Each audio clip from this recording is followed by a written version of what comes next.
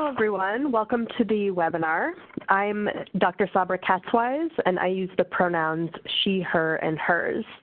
I'm an assistant professor in adolescent young adult medicine at Boston Children's Hospital and in pediatrics at Harvard Medical School. And I'm an instructor in social and behavioral sciences at the Harvard T.H. Chan School of Public Health. My research focuses on sexual orientation and gender identity development, LGBTQ health, and families with transgender youth. I'm currently working on the Trans Teen and Family Narratives Project, which is a community-based longitudinal mixed method study of families with transgender youth in New England to understand how the family environment affects the health and well-being of transgender youth. And I'm also involved in quite a bit of advocacy at Boston Children's Hospital, where I'm based, to improve care of LGBTQ youth and families, and at Harvard Medical School to improve medical education related to LGBTQ health. And I wanted to start off by apologizing. I have a bit of a cold. I have a 10-month-old baby at home who attends daycare and has been, the whole family's been sick this year. So I'll try not to cough and sniff too much during this webinar. All right. I have no conflicts of interest to disclose, so let's move on. To give you just a brief overview of the agenda that I'm hoping to cover today, I am going to talk first just about transgender youth as a group. Then I'll talk about some specific mental health concerns and risk factors, resilience and developmental assets, approaches to mental health care of transgender youth, and implications for mental health practice. And then hopefully we'll have some time for Q&A at the end. All right. So before we dive into an overview of transgender youth, I just wanted to introduce you briefly to the Trans Teen and Family Narratives Project, which is the project that I mentioned in my introduction. Throughout this presentation, I'll be referring to some of my work with transgender youth in this project, so I just want you to have a sense of what this is about.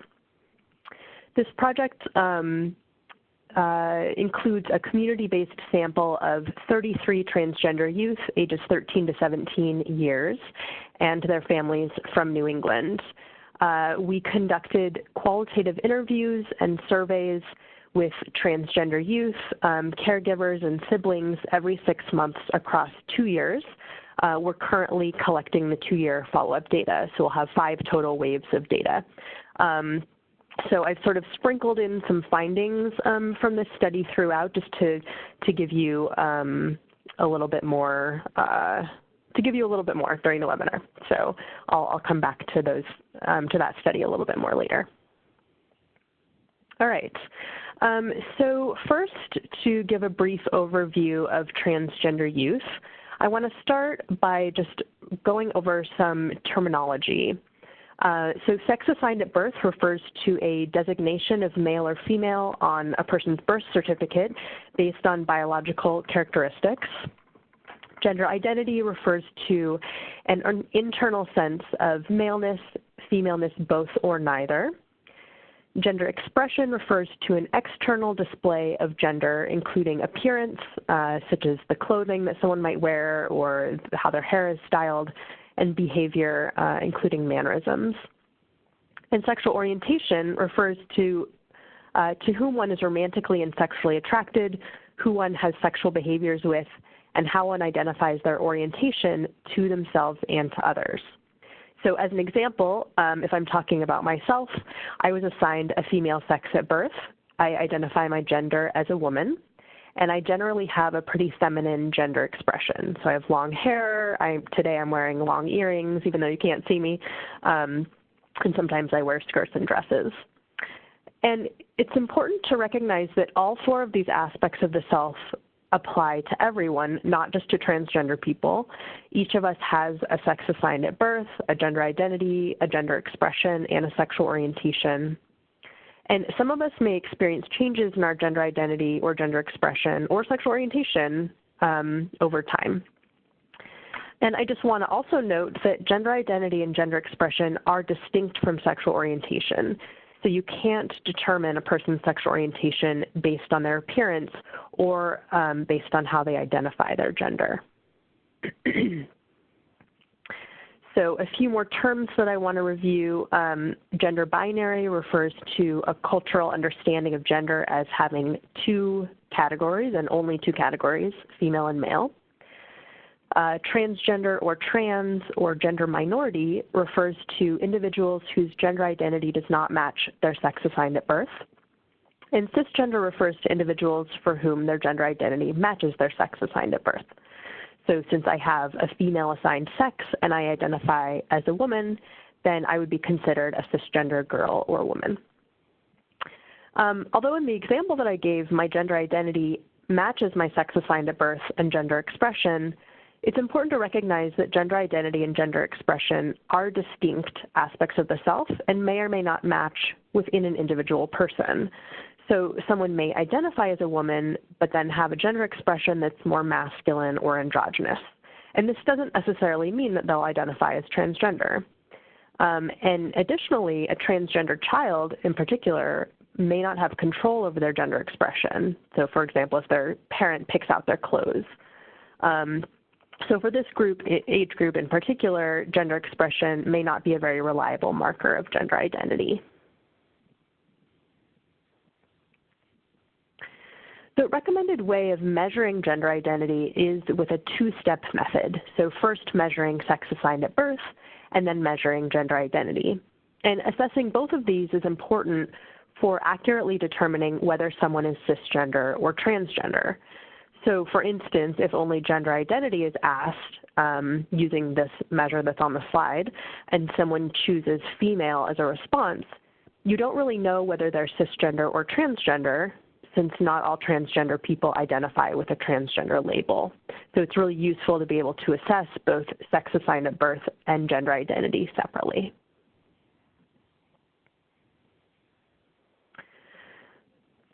Using the two-step method to measure gender identity, we can think of transgender identities in terms of a 2x2 table with sex assigned at birth on the left-hand side and gender identity across the top. So someone who's assigned a female sex at birth and identifies as a girl or a woman would be a cisgender girl or woman. Someone who's assigned a female sex at birth and identifies as a boy or man would be a transmasculine person or a trans boy or man. And people who are assigned either female or male at birth may identify with a non-binary identity that represents feeling like both a girl and a boy or neither gender. And it can be useful to think about gender identities in terms of binary versus non-binary identities. So binary identities include cisgender women and men, trans women and men, and non-binary identities may include a whole host of different identity labels, including a non-binary, gender queer, gender nonconforming, gender creative, gender expansive, gender diverse, gender fluid. The list really goes on and on. Transgender youth are particularly creative with their gender identity labels. Here's how one teen from the Trans Teen and Family Narratives Project responded in an interview when asked about their gender identity. Yeah, at school, I just tell people I'm non-binary because it'd be easier for them to understand. Like, if I just said, like, I'm not a boy or a girl, they'd be like, okay, all right. But if I'm like, I don't really label my gender, they're like, you have to label your gender. No thanks. My gender is no thanks. You know how, like, when you have notifications and it's like there's a checkbox for, like, don't ask me again? That's my gender. Also, bees. My gender is bees. Bumblebees. I love bumblebees. They're great guys. They do a great job. So just to give you a little flavor of how some transgender youth might may be identifying their gender. And now I want to talk for a minute about pronouns. So pronouns may or may not align with a person's gender expression. And people with non-binary identities may use pronouns that are gender neutral. The most commonly used gender-neutral pronouns, I would say, currently are they, them, theirs.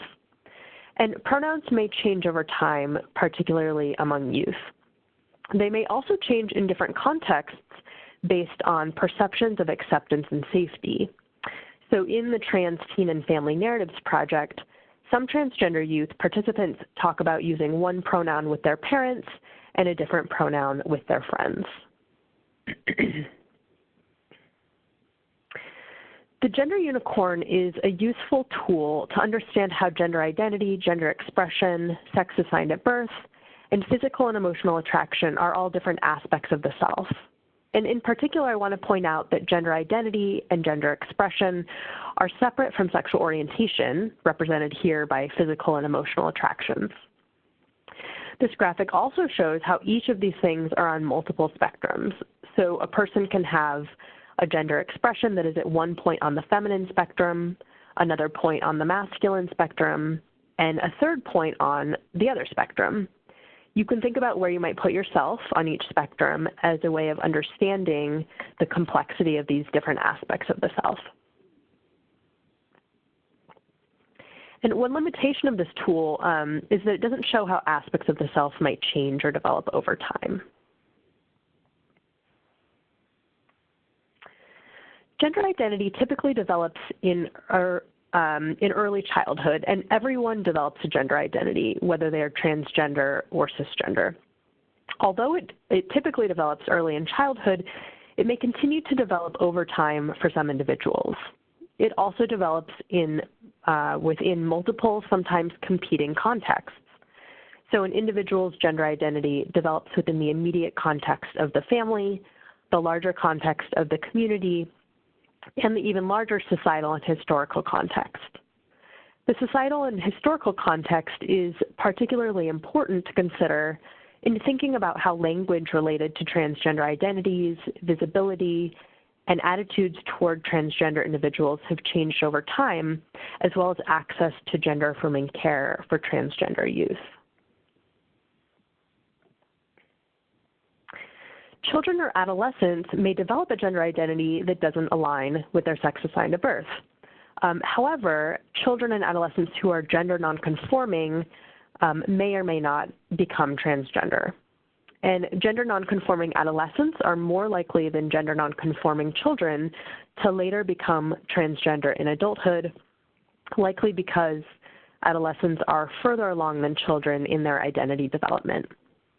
And gender identity may be fluid for some youth and some adults as well. So gender identity may not be a stable thing that just develops early and remains the same over time, although it might be for some people. We can think about gender transition as representing three different types of transitions.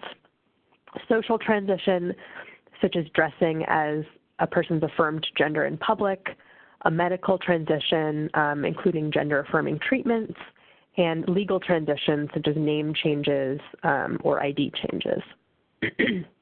And medical transition refers specifically to gender-affirming treatments. And these primarily include pubertal blockers, which can postpone puberty until a youth is able to decide for sure what their gender identity is. It can include cross-sex hormones, so taking hormones of a different gender to develop secondary sex characteristics of a person's affirmed gender, and surgeries to help bring their bodies in line with their affirmed gender identity. And these might include chest or top surgery or genital or bottom surgery. And transgender youth may undergo only some of these transitions or none of them. These transitions might also look different for different youth. So some youth may socially transition by disclosing their gender identity and pronouns to others, but not actually change their appearance or access any medical treatments. Some youth may access some medical treatments, such as pubertal blockers, but not others, such as cross-sex hormones. So there's quite a bit of variability here. So you may be wondering at this point, how many youth are we even talking about? A recent population-based study of high school students in Minnesota found that 2.7% of the youth in that sample identified as transgender or gender nonconforming. The average size of public high schools in the U.S. is 752 students. So we might expect there to be around 20 students in a high school of this size who identify as transgender or gender nonconforming. So to me, that's not quite as rare as one might expect.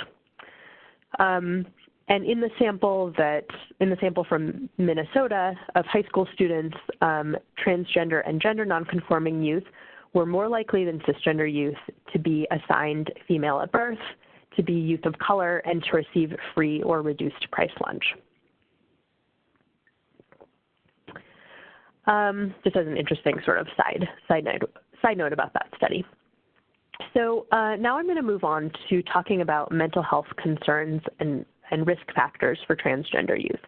And I'll talk first about the mental health concerns and risk factors themselves, and then I'll discuss some potential explanations for why this might be occurring.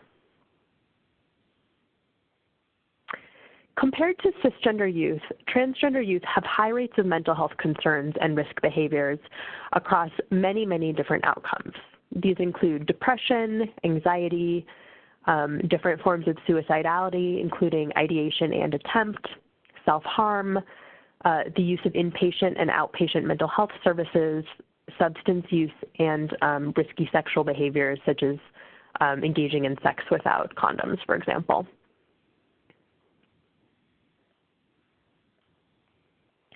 A recent study of mental health among 360 transgender and cisgender youth from an urban community health center found that transgender youth had significantly higher rates of depression diagnosis, anxiety diagnosis, suicide ideation, suicide attempt, and self-harm. And notably, in this sample, around 50% of transgender youth, so half of the youth in the sample, had a depression diagnosis. And, this was a clinically based sample of youth attending an urban community health center. But in the Trans Teen and Family Narratives Project, which is a community-based sample that isn't associated with a health center, trans youth also reported high rates of mental health concerns. Particularly if we're thinking about a sample that's supportive enough that the families participated in research together, the rates were quite high for these youth. So transgender youth in this sample, 30% reported having suicidal thoughts, 24% had a suicide plan, 15% attempted suicide, 49% engaged in self-harm, and 61% had a clinically significant depression score on the scale that was used in this study. Caregivers in the same sample reported high rates of mental health diagnoses among their transgender youth. So 17% of caregivers said they had a youth who had been diagnosed with self-injury disorder, 40% had a youth with a depression disorder, and 48% had a youth with an anxiety disorder.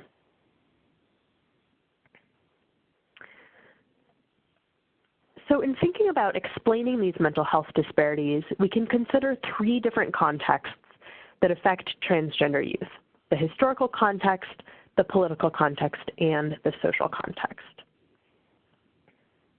So first we'll talk about the historical and political contexts. In terms of the historical context, diagnoses in the Diagnostic and Statistical Manual of Mental Disorders, the DSM, related to transgender individuals have become gradually less pathologizing and more gender affirming over time. So originally, gender identity disorders was added, and most recently it's been replaced by a diagnosis of gender dysphoria. So this has become less pathologizing, although the fact that any aspect of this is still in the DSM means that there is still a level of pathologizing that's occurring. We're also at a point in history where transgender individuals and transgender youth in particular are becoming more and more visible across different forms of media. So we can see this happening online, in print, and also on television. And in terms of the political context, many of the protections that were previously in place for transgender individuals in previous administrations in the U.S. have been removed by the current administration, leaving transgender individuals more vulnerable to discrimination. researchers have begun to examine the effects of these changes on transgender individuals. Anecdotally, I was recently at the World Professional Association for Transgender Health conference last month and heard providers saying that they had to hospitalize many of their transgender youth patients after Donald Trump was elected because they were so distressed and they were displaying increased signs of suicidality. In the Trans Teen and Family Narratives Project, many youth and their caregivers talked about how the 2016 U.S. presidential election and the resulting political climate has adversely affected their mental health. And in particular, a lot of the youth and caregivers have expressed having increased anxiety and fears regarding the safety of the trans youth and their family.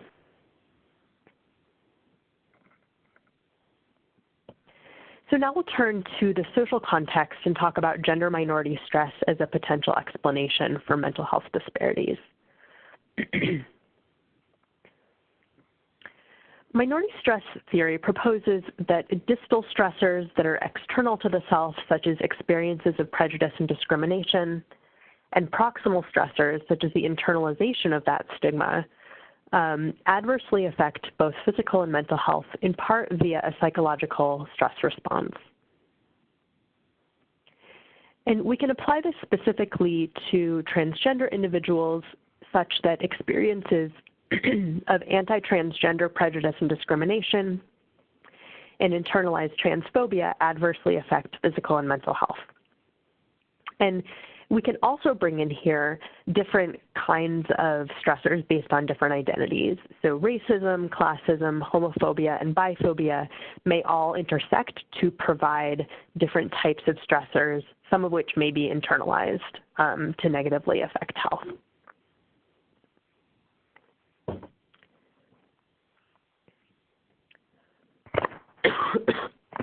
Excuse me. Anti-transgender prejudice and discrimination have been well documented at this point in research. In one recent study of bullying victimization among youth, transgender youth were more likely than cisgender youth to report multiple forms of bullying victimization, including physical, relational, and cyberbullying. The findings from the 2015 GLSEN National School Climate Survey that surveyed over 10,000 students nationally found that transgender youth reported high rates of discrimination in school. So 65% reported verbal harassment, 25% reported physical harassment, 12% reported physical assault. 75% of transgender participants felt unsafe at school. 70% avoided bathrooms. And 56% avoided locker rooms. So this is pretty extreme rates of discrimination happening in schools. In the Trans Teen and Family Narratives Project, a number of the teens talked about their experiences in school. So one 15-year-old transgender girl said, well, a while back there was a pretty bad event in the locker room with 3 of the most popular kids who were also athletes cornered me and said some pretty bad things. And they got off completely scot-free because they were athletes. And I got 3 days of in-school suspension because I ended up giving one of them a black eye. Another youth who was a 15-year-old transgender boy said, middle school support system was not good enough. They gave me detention for being depressed. They gave me an in-school suspension for being depressed. The only way I got out of that was claiming I needed to go to the hospital. So that's the only way I got out of that. So they were not very good with my depression, and they wouldn't let me change my name in the school system. Thus far, I've been talking about more overt forms of prejudice and discrimination, but transgender youth may also experience microaggressions. Microaggressions refer to brief and commonplace daily verbal, behavioral, or environmental indignities, whether unintentional or intentional, that communicate hostile, derogatory, or negative slights or insults toward members of oppressed groups. For transgender youth, this often takes the form of someone using the incorrect name or pronouns to refer to someone. which we might refer to as misgendering them.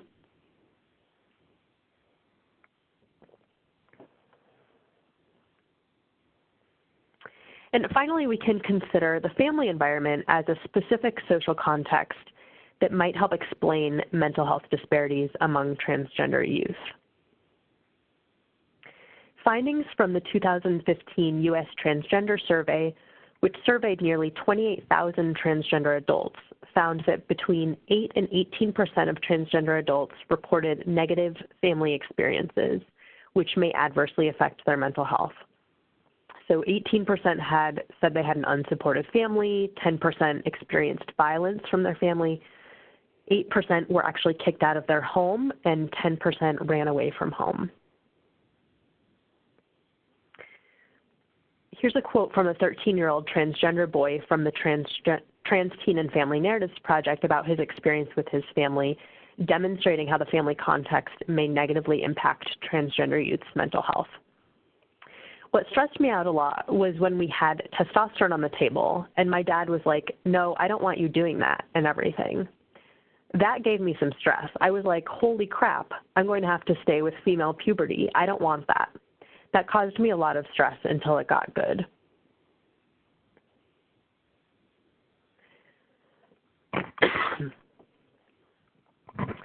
And we can also think about gender minority stress as being cumulative. So stress may be experienced in multiple settings and also may be experienced across time. And this cumulative stress may become traumatic. So imagine a transgender youth who's politically aware enough to understand how the Trump administration's decisions rescinding legal protections for transgender individuals may impact their life. Imagine that this same youth is also regularly bullied at school because of their gender expression and is regularly taunted at home by their sibling who's not supportive of their gender identity.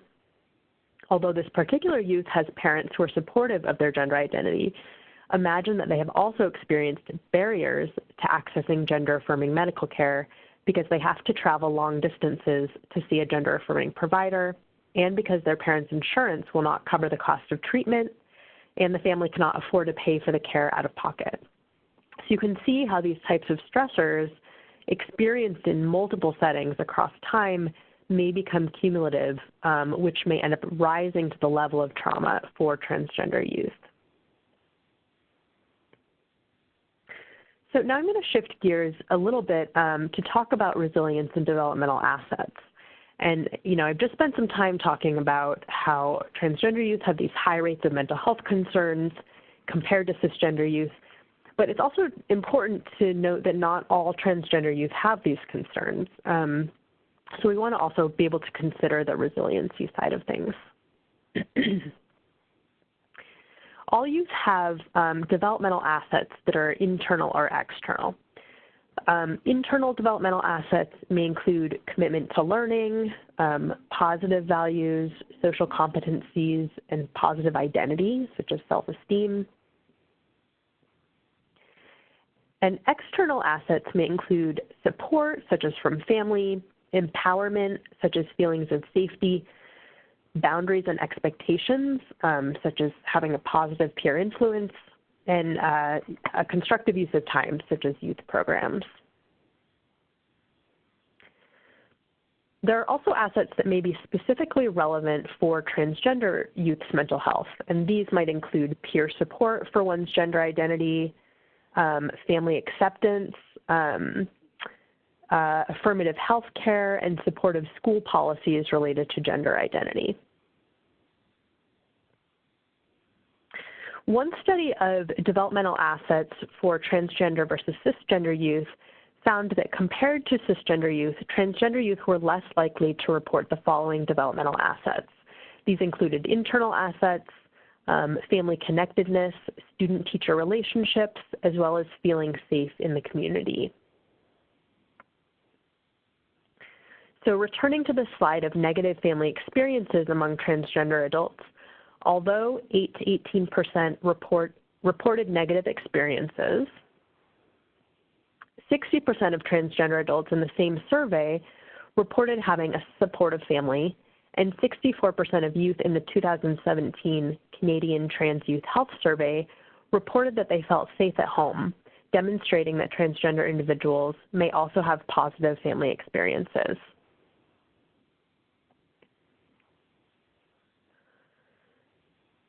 Families can be especially protective for transgender youth's mental health. Previous research, including some of my own, has found that socially transitioned transgender children who are supported in their gender identities, particularly in their families, have normative levels of depression compared to the general population.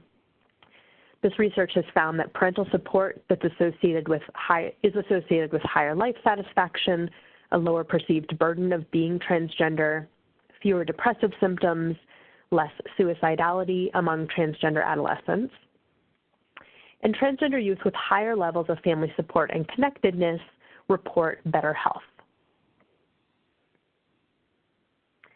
In the Trans Teen and Family Narratives Project, we found that transgender youth who reported better family communication and higher family satisfaction had better mental health outcomes. So specifically, these youth who had better family functioning had lower depressive and anxious symptoms, less self-harm, and higher self-esteem and resiliency. Schools may also play a protective role in transgender youth's mental health. Previous research has found that gay-straight alliances, or GSAs, in schools are associated with lower levels of school-based victimization of LGBTQ youth. And when schools take action to reduce harassment at school, transgender students report feeling greater connection to school personnel and having greater feelings of safety at school. You can see how schools can be particularly protective here. Although transgender youth in the Trans Teen and Family Narratives Project reported negative experiences in school, they also reported some positive school experiences. So this 16-year-old transgender girl said, school has been very nice. I did not have a clue going in telling them how they respond because there really was nothing about transgender issues at all in our handbook or anything that's kind of publicly known about our district. But they responded very, very nice. My guidance counselor is always there for me. I can just pop into his office if I ever have any issues at school. So now we'll discuss some approaches to mental health care of transgender youth. First, I'm going to talk about an approach that's now considered unethical, and then I'll talk about the current recommended approach to care. Conversion therapy refers to attempts to change gender identity, gender expression, or sexual orientation based on a cisgender heterosexual norm. Conversion therapy has been used in the past to quote-unquote fix transgender identity based on a pathological view of transgender identity as a mental illness. Conversion therapy has since been shown to have adverse outcomes among transgender individuals.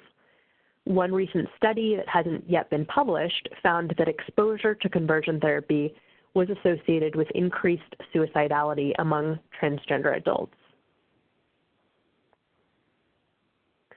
Professional associations have been united in opposing conversion therapy for transgender individuals.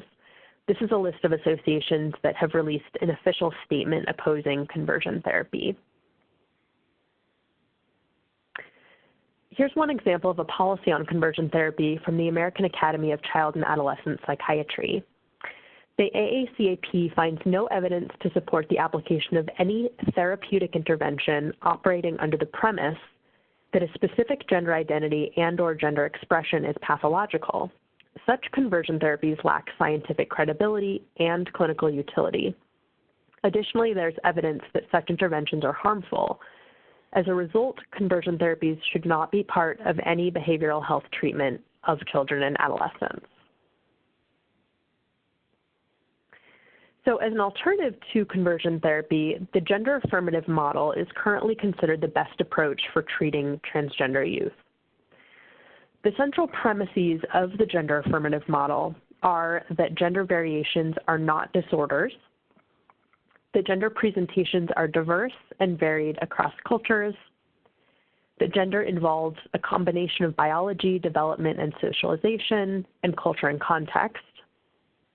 That gender may be fluid or non-binary, both at a particular time and if and when it changes within an individual across time, and that any pathology stems from cultural reactions such as transphobia, homophobia, and sexism rather than from within the child. So it's really moving away from this idea that transgender identity is a mental illness.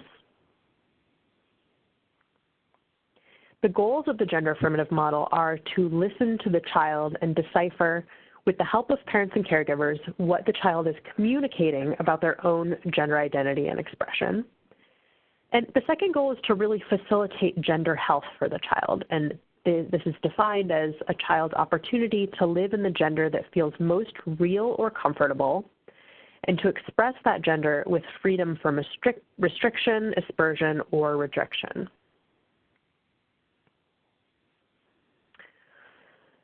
And as a last section in this presentation, I'm going to discuss some implications for mental health practice with transgender youth.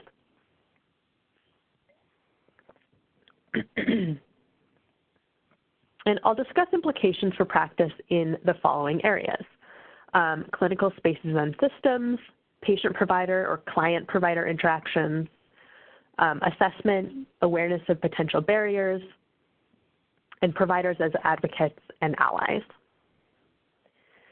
So thinking first about clinical spaces and systems. In clinical spaces, a number of actions can be taken to be more affirming of transgender patients and clients. The actual physical space can be modified to be more affirming.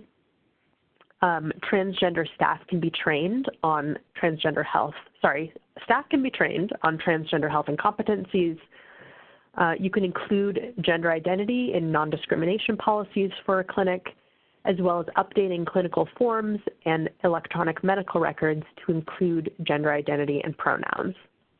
And the Safe Zone Rainbow and the all-gender restroom are some examples of how you can modify the physical space to be more affirming by having signs around that show rainbows and things that are LGBTQ friendly, and making restrooms gender neutral.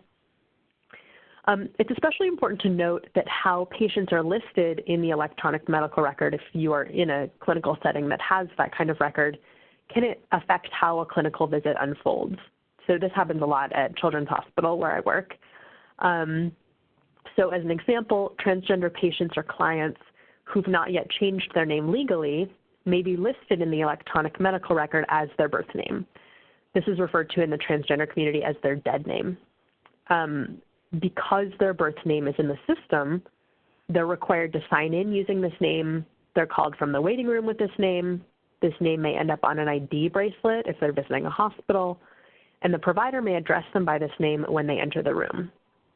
Each of these steps may constitute a microaggression for a transgender youth and contribute toward making them feel unaffirmed.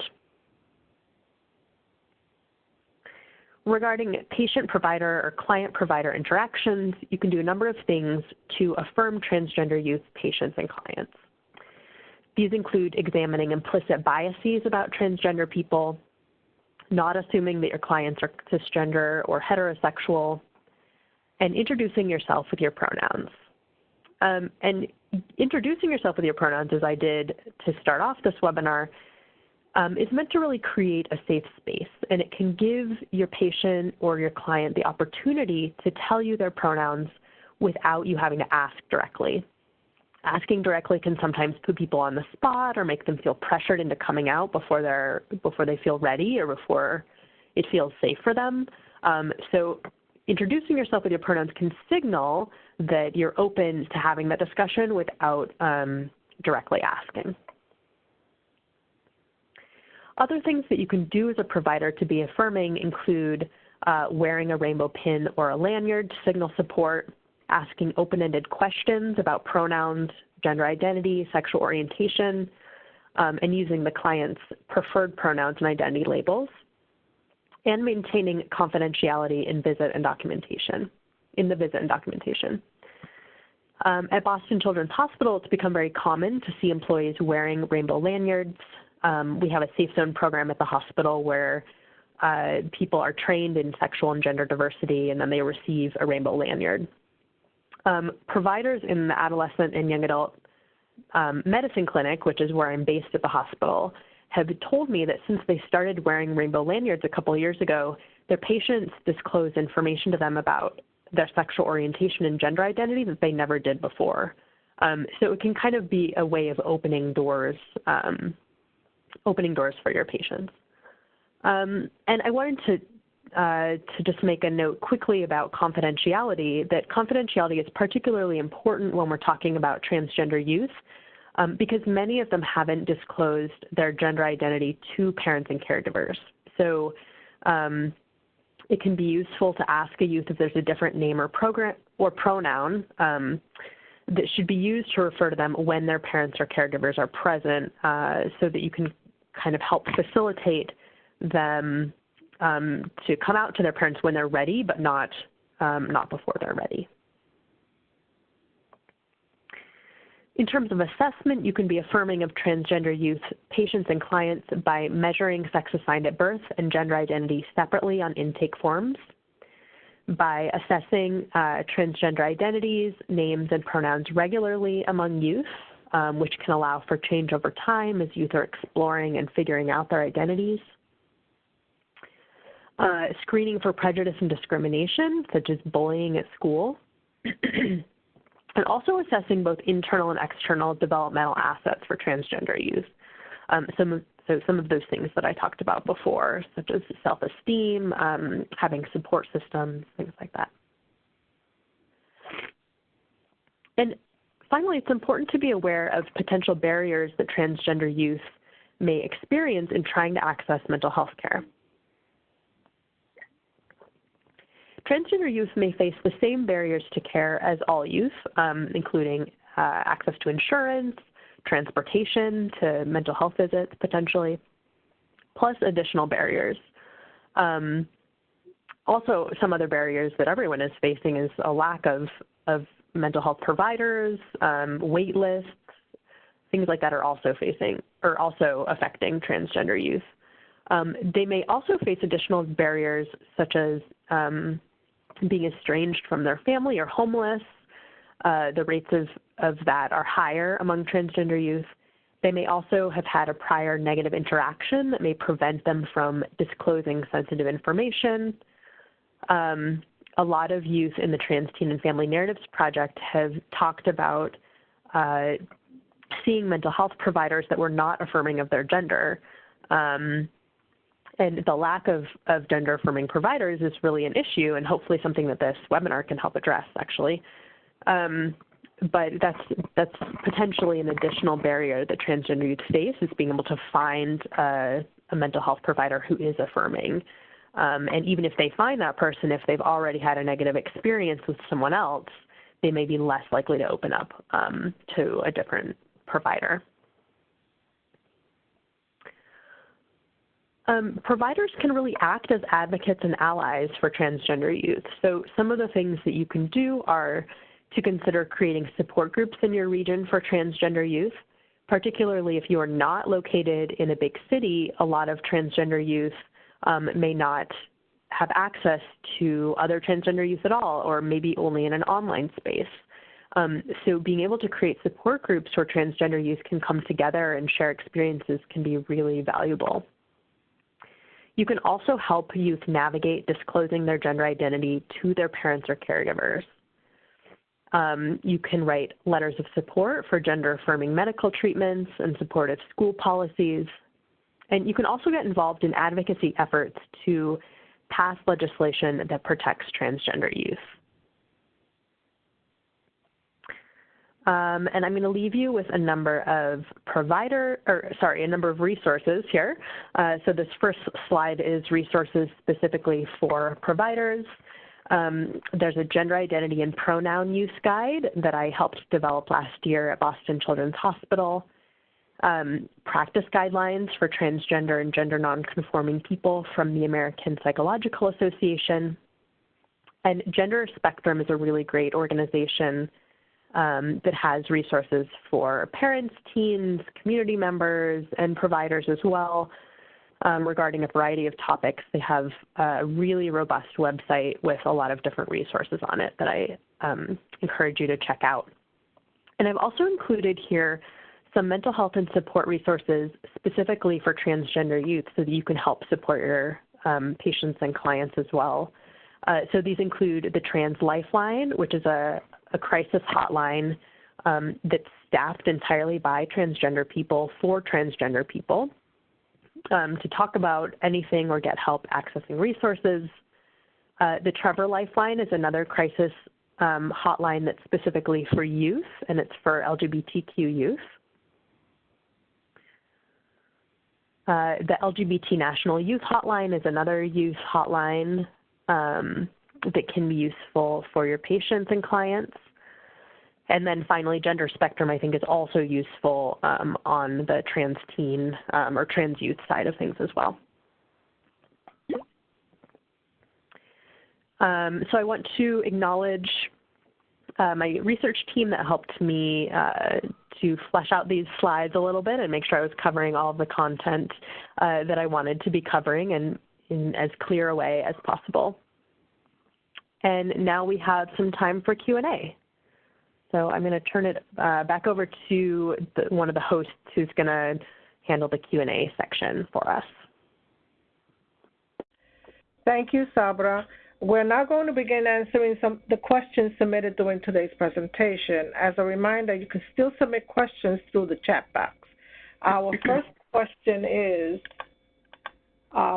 what are your thoughts on the relationship between transgender and the experience, the body dysmorphic disorder, and how our thinking about BDD as a pathology may impact work and trans person who are considering or working towards bodily transitions? That's a really interesting question. I am not super familiar with the criteria in the DSM for body dysmorphic disorder, but my understanding of it is that there is some overlap.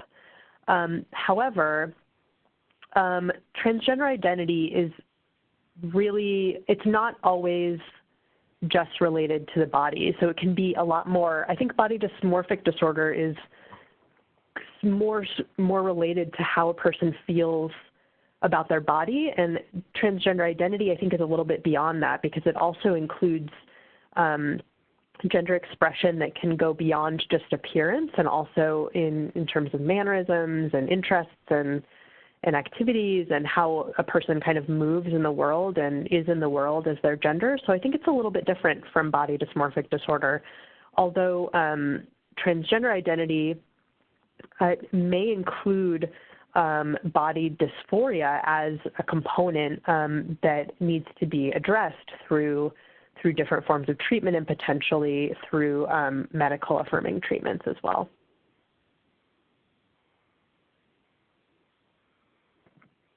Okay, thank you. Another question is, any suggestions for books, YouTube videos, etc., for parents of transgender youth when the parents are dismissive or about their children's transgender identity? Yeah, that's a great question. Gender Spectrum, the resource that I listed there, is also a really great resource for parents. I believe that they have a list of recommended books online on that website. The Trans Youth Equality Foundation is also a really great resource for parents. I know for sure that they have other lists of resources on their website as well, including books. There are a number of really good books out there. I'm just going to look over to my bookshelf because I have many of them here, actually.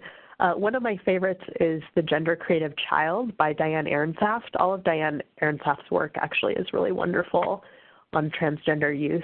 But I really encourage you to attend the follow-up webinar if you can, which is specifically about, it'll be in next month in January, and it's specifically about families as protective, and we'll be able to talk a little bit more about parents' experiences during that webinar. Thank you. And the following question is, can you speak to the intersection of other identities on mental health concerns? For example, do transgender youth of color or lower socioeconomic status experience more depression or anxiety? Yeah, thank you so much for bringing that up. That's something that I could have gone into more detail on for sure in this presentation. When I was talking about minority stress really can be based on any type of minority identity. So that could be, transgender identity or sexual orientation identity, but it can also be for people of color, which is actually what minority stress was originally developed in thinking about, or migration status or low socioeconomic status. And we can really think about how these different stressors based on these identities might be cumulative. And so there is some research to suggest that people who hold multiple minority statuses may have even worse mental health outcomes. That's definitely an area of research, though, that needs more attention. There's not like a huge host of studies on that, but there is some research to consider, in particular, that transgender people of color face more discrimination and violence, for example. Thank you. And another question is, I work with children in mental health settings and have a couple of transgender youth, but we haven't received training that's unique to the challenges faced by transgender youth.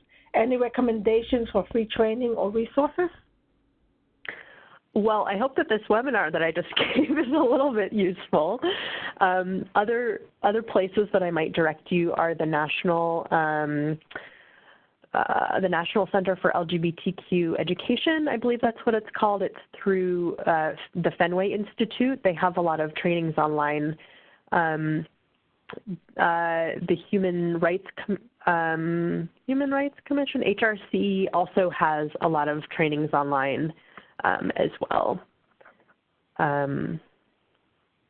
But as you all are aware, I'm sure, this is definitely a need, and more trainings are needed. But those are some of the areas that I can think of off the top of my head that have online trainings if you don't have access to something in person. Okay. The next question is, do you have any information regarding the impact of transgender children who are not allowed to move forward with medical transition? This is a double question. What can clinicians do to emotionally support those who can't have medical or physical transitions? So that's a great question. I think, the reasons why people may not be able to transition if they're children are largely due to parents and caregivers not being accepting. So I think that one of the ways that clinicians can really help support those youth is by trying to bring their parents on board. So that might mean involving the parents and caregivers in treatment. And one of the things that we'll talk about a little bit more at the webinar in January is how important it is to involve the whole family in transgender youth's care, because the whole family really is undergoing a transition when a youth transitions. So I think that that's a big piece of how clinicians can support the youth. They can also support them by helping them find ways that they can express their identities. If they aren't able to transition, maybe they're able to at least affirm their gender in certain spaces that might make them feel a little bit more affirmed. Ideally, though, they're able to access treatments and clothing and things like that affirm their gender expressions, not just in private spaces, ideally. Okay. The next question is, because there are higher rates of suicide thoughts and plans for trans youth, are there any questions that providers should ask? I think that assessing suicidality is really important for transgender youth because the rates are so high of actually suicidality and self-harm. I think are both really important to assess regularly in transgender youth. Even if the youth seem to be functioning fine or they're in a supportive family, they might still be experiencing bullying at school or experiencing stress based on the political climate or seeing negative stories about transgender people in the media. So I think asking about those questions as well as assessing for depression, anxiety, really all of the mental health risks that I talked about, assessing those in clinical settings is really important.